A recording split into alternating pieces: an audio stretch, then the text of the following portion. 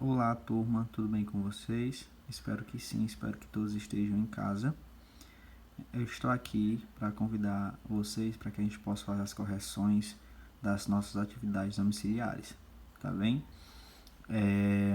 A primeira atividade ela estava relacionada ao assunto sobre a origem da vida.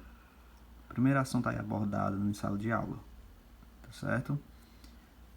Então, a gente vai fazer a leitura das questões e, por conseguinte, a gente vai comentar cada uma delas. Então vamos lá. Como vocês puderam observar, a primeira atividade domiciliar foi sobre o assunto origem da vida. A atividade foi composta por 10 questões, onde a primeira estava relacionada à origem da vida, como é que se originou aí a vida no planeta Terra. Como vimos na sala de aula, existem 3 teorias que tentam explicar a origem da vida no planeta Terra, sendo o criacionismo, a panspermia e a evolução química. Antes da gente adentrar aqui na leitura da questão, vamos só relembrar um pouquinho o que seriam essas teorias e o que elas acreditam. O criacionismo consiste em uma forma de explicação sobre a origem do mundo, onde se busca atribuir à constituição das coisas a ação de um sujeito criador, ou seja, é como se existisse um ser supremo e esse ser teria criado o céu e a terra, tudo que existe nele, as coisas, os seres vivos, da forma que eles são. A segunda teoria é a panspermia, a teoria que, segundo a qual micro-organismos ou precursores químicos da vida se encontraram presentes no espaço, sendo capazes de dar surgimento a ela quando atingem o planeta adequado, ou seja, é que a vida teria se originado na Terra a partir de micro-organismos provenientes do espaço, chegado aqui na Terra através, por exemplo, de meteoritos. E, por último, a evolução mais a teoria da evolução química, que é uma das hipóteses mais aceitas pela comunidade científica para explicar a origem da vida, que, segundo ela, substâncias químicas existentes lá na Terra primitiva teriam reagido entre si, originando moléculas orgânicas cada vez mais complexas, que teriam sido aí precursoras dos primeiros seres vivos. Então, vamos lá para a questão. A origem da vida é explicada por diferentes teorias. Em uma delas, sugere-se que a vida surgiu devido à presença de gases na atmosfera que sofreram a ação de descargas elétricas e radiações, fazendo com que moléculas inorgânicas dessem a origem a moléculas orgânicas. Então, a gente pode perceber que aqui a questão está falando dessa interação entre moléculas inorgânicas e orgânicas. Então, dentre esses itens, a teoria que se encaixa aí na enunciado da questão seria evolução química. Então, quem marcou o item C está correto. Como vocês puderam observar também, a segunda questão está relacionada ao mesmo assunto. Então, é de fácil resolução também. Então, vamos lá. Analise as alternativas abaixo e marque aquela que indica corretamente o nome da teoria que defende que a vida surgiu no planeta a partir de organismos provenientes de outras partes do universo. Então, quem marcou o item D, a panspermia, está correto. Dando sequência às questões, a gente pode observar que a partir da terceira questão até a oitava vai estar relacionado à origem dos primeiros seres vivos. Então, a gente tem que lembrar quais são as teorias que tentam explicar a origem dos primeiros seres vivos. Então, temos a abiogênese e a teoria aí mais aceita pelos cientistas, que é a questão dos coacervados, certo? Então, a gente vai lembrar aqui, para a gente ver, conseguir responder as questões. A primeira teoria é a teoria da abiogênese, também conhecida como a teoria da geração espontânea. De acordo com essa teoria, os seres vivos se formariam de material orgânico em decomposição, do lodo ou de outros materiais não vivo. Observem bem isso. A teoria da geração espontânea acreditava que os seres vivos se originavam-se a partir de materiais não vivos. A vida, ela brotaria espontaneamente em determinadas condições. Para isso, ela precisaria desse princípio vital ou uma força aí vegetativa. Um exemplo de fatos que deram origem a essa teoria é que de um pedaço de carne exposto ao ar livre, podem sair mosca ou outros insetos. A observação desse fato pelos estudiosos da época levaram a fizeram com que eles afirmassem que as moscas formavam-se como produto da decomposição aí da carne, como a gente pode perceber aí, a questão dessa força vegetativa.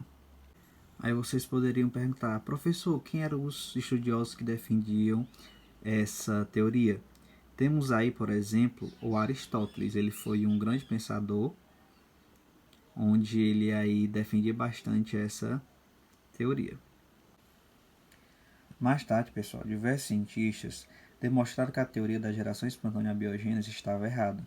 Dentre esses cientistas se destacou os trabalhos do italiano Redi, onde ele colocou carne em frascos e cobriu alguns com gás, como a gente pode observar aí nessa representação aqui no slide, deixando outros descobertos. O que foi que aconteceu? Larvas surgiram apenas nos frascos abertos, o que indicou que as larvas não surgiram a partir da carne, e sim dos insetos que visitaram o material descoberto. Então, esse foi um trabalho de grande relevância da época, onde conseguiu aí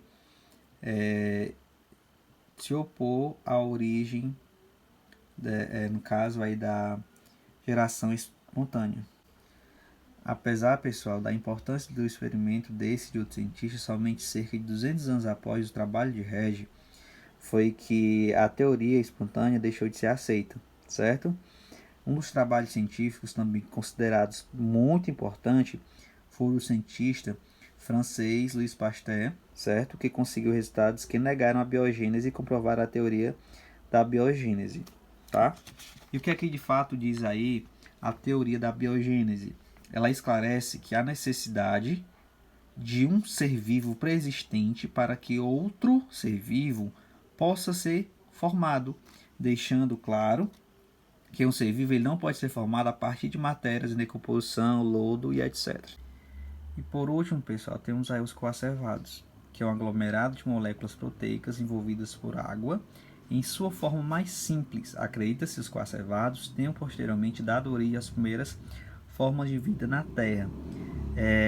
Essa hipótese, também conhecida como a hipótese da evolução gradual dos sistemas químicos, foi provinda aí de Oparin e Haldane, dois cientistas em que eles acreditavam-se que com o aumento da quantidade de moléculas orgânicas formou-se nos mares primitivos uma verdadeira sopa nutritiva, rica principalmente de aminoácidos e proteína, certo?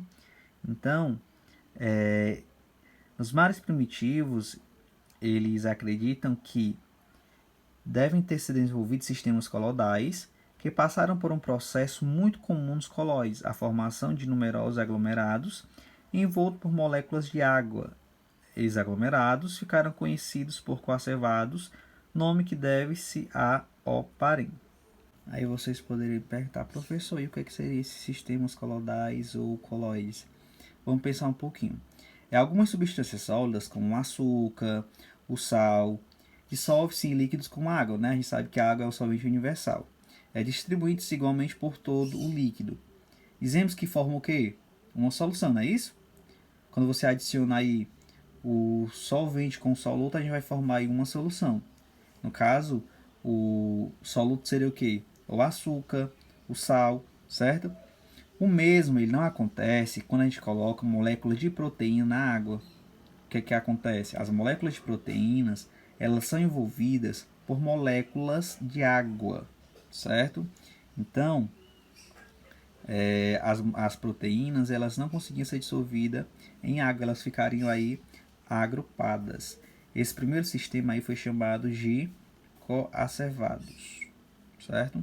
Eles não são as células, certo? E nem precursores delas, mas indicavam que havia a possibilidade de formações, no caso na condição da Terra primitiva, de sistemas separados do meio, mas que com ele trocava substâncias. Então vamos lá, terceira questão. O aglomerado de moléculas orgânicas revestido por uma película de moléculas de água e que, na opinião de alguns cientistas, pode ser um dos primeiros passos rumo à origem da vida, chama-se. Quem marcou o item B, coacervado, está correto. Quarta questão. Até meados do século XIX, era muito comum a ideia de que seres vivos poderiam surgir da matéria sem vida, de um pedaço de carne Por exemplo, de acordo com essa ideia, poderia surgir larvas. Analise as alternativas e marque o nome dado a essa teoria. Criacionismo. B. Absolutismo. C. Abiogênese. B. Biogênese e panspermia. Quem marcou o item C está correto. A teoria que defendia que a vida poderia se originar a partir da matéria não viva é a biogênese. Quinta questão. A biogênese ou teoria da geração espontânea por muito tempo foi aceita pelos estudiosos, entretanto hoje sabemos que ela está completamente correta.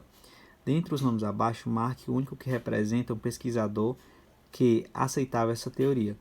Dos pesquisadores aqui abaixo, o único que aceitava a teoria da geração espontânea foi aí Aristóteles. Então quem marcou o item C está correto. Sexta questão. Para provar que a teoria da abiogênese estava incorreta, vários estudos foram feitos. Em um desses estudos, um pesquisador colocou carne em frascos e descobriu alguns com gases, deixando outros descobertos. Larvas surgiram apenas nos frascos abertos, o que indica que as larvas não surgiram a partir da carne e sim de insetos que visitaram o material descoberto. Esse experimento foi realizado por... Quem marcou o item E está correto. Foi Red que fez esse experimento. Sétima questão. Analise as afirmações. 1. Quando se deixa um pedaço de carne exposto ao ar, nele pode aparecer vermes. 2. Se o frasco que contém os pedaços de carne for coberto por uma gaze, os vermes aparecem na gaze e não na carne. Essas afirmações fortalecem a teoria da origem da vida chamada de abiogênese, geração espontânea, hipótese de Malthus, biogênese, hipótese de Galileu. Então, quem marcou o item D está correto, aí da biogênese. Oitava questão. Em 1668, Francisco Redi colocou dentro de recipientes substâncias orgânicas em decomposição. Alguns dos recipientes foram cobertos com gás e outros deixados descobertos.